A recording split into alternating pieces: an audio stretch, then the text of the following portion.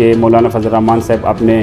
احتجاج میں اپنے اس میں کتنے کامیاب ہوتے ہیں یا نہیں ہوتے ہیں، اور حکومت کی طرف سے چونکہ آلریڈی اسلام آباد میں دفعہ 144 کا نفاذ کیا گیا تھا، حکومت کی جانب سے جو بھی اس کے ساتھ تعاون ہوگی وہ کرے گی، کیونکہ 13 جماعتوں کا جو ایک گروپ بنا ہوا ہے پی ڈی ایم، انہوں نے حکومت کے اوپر ہر طریقے سے پریشر ڈالنا ہے۔ 3 ہیلی کاپٹر جو ہے وہ علاقے میں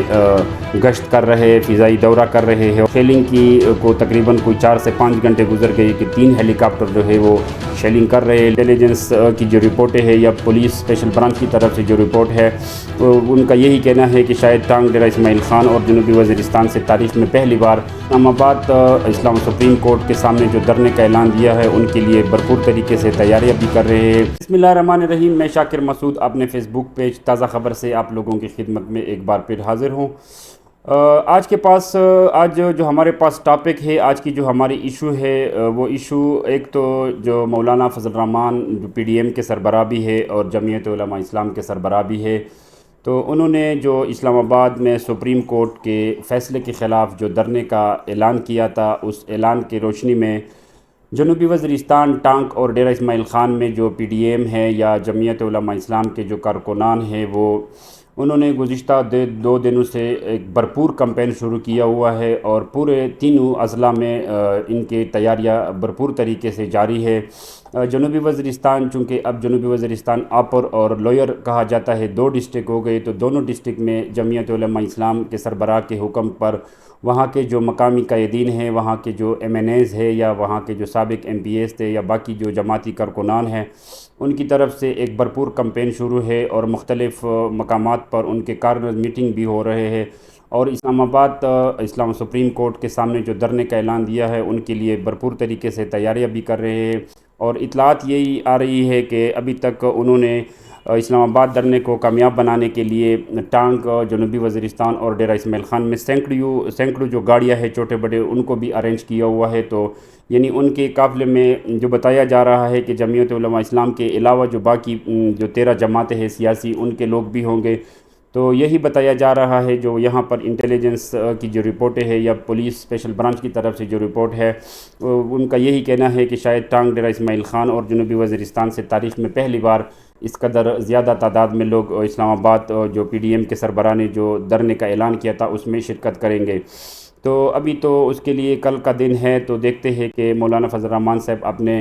احتجاج میں اپنے اس میں کتنے کامیاب ہوتے ہیں یا نہیں ہوتے ہیں، اور حکومت کی طرف سے چونکہ آلریڈی اسلام آباد میں دفعہ 144 کا نفاذ کیا گیا تھا،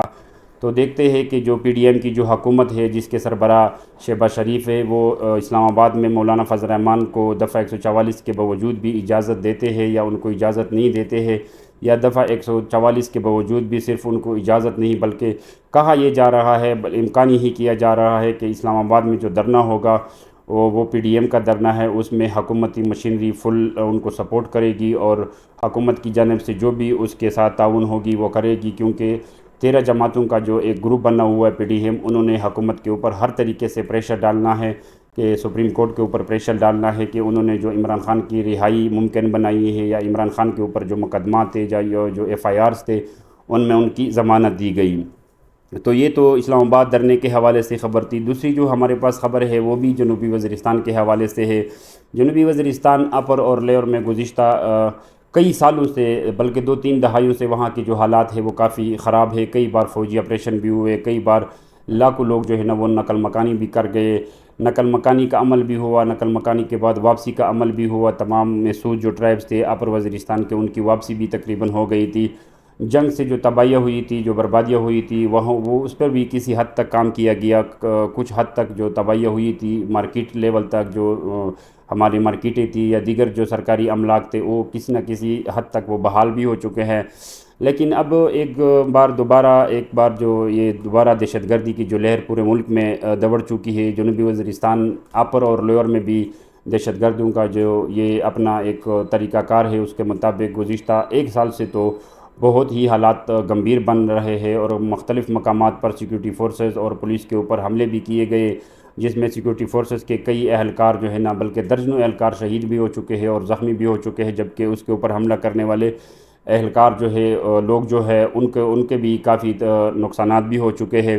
تو امن و امان کی بگڑتی ہوئی صورتحال کے لیے مسعود جو ٹرائب ہے وہ گزشتہ 1 سال سے مسلسل ٹانگ ڈیائی خان اور جنوبی وزیرستان میں جرگے بلا رہے ہیں، امن امان کو دوبارہ بحال کرنے کے لیے کافی کوششیں کر رہے ہیں۔ اس میں تمام سیاسی جماعتیں بھی ہوتی ہے، علاقائی جو مشران ہیں، ملکان ہیں، وہ بھی اس میں شامل ہوتے ہیں۔ پچھلے دنوں بھی جو باروان میں ایک جرگہ ہوا تھا جس میں تمام مسعود ٹرائب نے اس میں شرکت کی تھی۔ اس جرگے میں یہ فیصلہ ہوا تھا کہ 14 مئی یعنی آج کا جو دن ہے، جنوبی وزیرستان تحصیل ساراروغا کے علاقے میں جرگے کا وہ اعلان بھی کیا تھا کہ اس جرگے میں تمام سیاسی جماعتیں بھی شرکت کریں گے، نوجوان بھی شرکت کریں گے، اس کے علاوہ جو ہمارے قومی مشران ہیں وہ بھی شرکت کریں گے۔ تو آج 14 تاریخ ہے، آج ساراروغا میں تقریباً صبح 10 بجے کے قریب امن و امان کے حوالے سے جو بلایا گیا جرگہ تھا وہ جرگہ شروع ہوا، لیکن بدقسمتی سے پولیس کی خوف اور ڈر سے پاکستان تحریک انصاف کے کسی بھی کارکن، کسی بھی رہنما نے امن و امان کے حوالے سے بلائے گئے جرگے میں شرکت نہیں کی، جبکہ اس کے علاوہ پشتون تحفظ موومنٹ کے جو سربراہ ہے منظور پشتین، وہ بھی اس جرگے میں شامل ہوئے تھے، انہوں نے بھی وہاں پر خطاب کیا ہے، جبکہ اس کے علاوہ جو فلاحی تحریک ہے مسعود شرپاؤ ایڈوکیٹ وہ بھی اس میں شارک تھے، جو سابق MPA ہے جمعیت علماء اسلام کے اسام الدین صاحب وہ بھی اس میں شامل تھے۔ تو آج جرگے میں بہت سارے باتیں ڈسکس ہوئی، امن و امان کو دوبارہ برقرار رکھنے کی ہر قسم کی تجاویز بھی دیے گئے۔ کچھ تجاویز ایسے ہیں کہ اس تجاویز پر عمل کرنا شاید ممکن بھی نہیں، لیکن پھر بھی علاقے کے لوگوں نے وہاں پر ایک جو تجویز پیش کی تھی اس میں یہ کہا گیا تھا کہ حکومتی سطح یا حکومت کے جو خلاف لوگ ہیں اس کے ساتھ یا دونوں ان فریقوں کے ساتھ جو لوگ روابط رکھتے ہیں یا ان کے ساتھ خفیہ طریقے سے یا اوپنلی ان کے ساتھ جو رابطے رکھتے ہیں یا ان کے ساتھ اٹھنا بیٹھنا کرتے ہیں، تو ان لوگوں کے ساتھ تمام قوم مسعود کو چاہیے کہ وہ ان کا سوشل بائیکاٹ کرے۔ اس کے علاوہ یہ بھی ہوا ہے کہ جو علاقے میں جو اس قسم کی جو وارداتیں ہوتی ہے، جو دہشت گردی ہو جاتی ہے، تو ان دنوں میں عوام کو چاہیے کہ وہ کسی بھی فریق کے ساتھ اظہار یکجہتی بھی نہ کر لے اور اظہار غم بھی نہ کر لے، لیکن لوگوں کی رائے اپنی جگہ، کون سی رائے اچھی ہے، کون سی رائے غلط ہے، کون سی رائے پہ عمل کرنا چاہیے، نہیں کرنا چاہیے۔ آج جو جرگہ بلایا گیا تھا اس میں وہی امن و امان کی باتیں ہو رہی تھی، لیکن جرگے میں جو لوگوں نے شرکت کی ہے، یقینی بات ہے کہ ہونا تو یہی چاہیے تھا کہ ہزاروں لوگ اس جرگے میں شرکت کر لیتے، لیکن بدقسمتی سے امن و امان کی صورتحال جنوبی وزیرستان میں خراب ہے، اور جنوبی وزیرستان کے جو باشندے ہیں وہ ٹانگ اور ڈیرہ اسماعیل خان میں مقیم ہے۔ تو ہمیشہ کے لیے یہ ہوتا ہے کہ جرگہ جنوبی وزیرستان میں بلایا جاتا ہے، ٹانگ ڈیرہ اسماعیل خان سے لوگ چلے جاتے، جرگہ کر کے واپس آ جاتے، تو پھر وہ پورے مہینے سالوں تک بھی اپنے علاقے کا ان کو کوئی فکر نہیں رہتی۔ البتہ پھر بھی ان کی جو کوششیں ہے امن و امان کے لحاظ سے تمام جتنی بھی سیاسی جماعتیں ہیں یا جو دوسرے جو تنظیمیں ہیں یا جو تحریکیں ہیں، جس طرح PTM ہے یا MZI ہے یا باقی جو فلاحی تحریک ہے، ان سب کے پھر بھی مہربانی ہے، پھر بھی ان کا علاقے کے لیے جو کاوشیں ہے وہ قابل تحسین ہے، قابل ذکر ہے، ان کو سلام پیش کرنا چاہیے، کیونکہ جیسے بھی ہے، جدھر بھی ہے، چاہے جتنے بھی حالات مشکل ہے، وہ اپنے علاقے کے امن و امان کو برقرار رکھنے کی کوشش کر رہے ہیں۔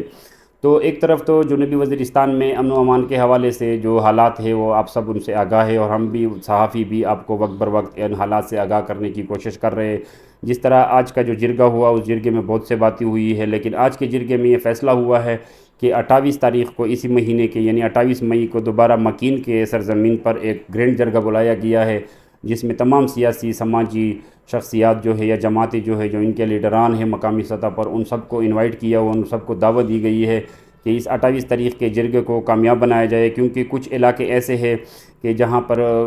پاک فوج کی جانب سے یا FC کی جانب سے لوکل جو روڈز ہے جو لوکل آبادی کو مین آبادی سے ملاتی ہے وہ روڈز بھی بند ہیں، تو ان روڈ کو جو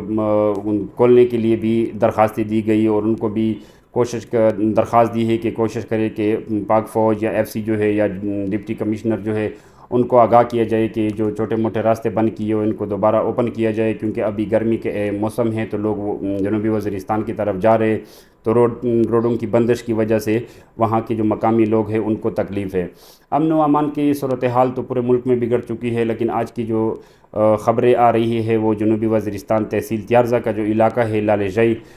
جہاں پر بتایا جا رہا ہے، سرکاری ذرائع نے اس کی تصدیق نہیں کی ہے، لیکن وہاں پر جو مقامی لوگ ہیں جو ہماری ذرائع ہے وہ یہی بتا رہی ہے کہ آج صبح 10 سے 11 بجے کے بعد